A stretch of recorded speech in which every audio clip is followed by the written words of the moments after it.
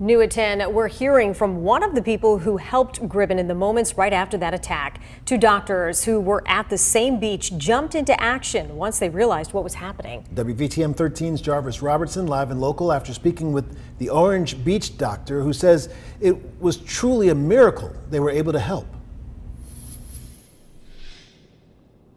Yeah, Dr. Ryan Forbes says that the teen, she was in and out of consciousness while they were trying to save her life. Now, on a normal given day, he practices family medicine, but when that trauma presented itself, he had no problems jumping into action with his formal training. Now, it is truly a miracle that two doctors, a nurse, and an EMT all played a pivotal role in that critical moment.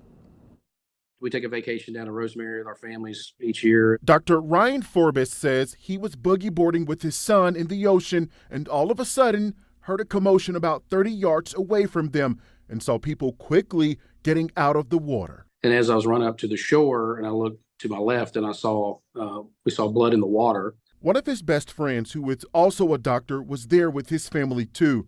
Once they got their children out of the water, Forbes saw someone bringing the Mountainburg teen out of the water too. I lived near the beach for a long time. I've never seen a shark attack. So, I mean, a lot of times it's just, you kind of review in your mind your ABCs, your airway, blood circulation, trying to control these things that you've, learned in traumas before. But that didn't stop him from stepping up to help. Once they got her out to the shore, we're able to, start getting tourniquets ready, getting her basically the bleeding to stop, and to basically just provide care until we can get the first responders there. Forbes says his friend, Dr. Muhammad Ali, lives in Jackson, Mississippi, and practices interventional radiology. He was definitely a godsend to be there to help. Because anybody can control bleeding, I think Dr. Ali is probably the good guy to do it. He says this was a case where everyone had to be in the right place at the right time to help save a life. I think in human nature that we have a love to take care of each other.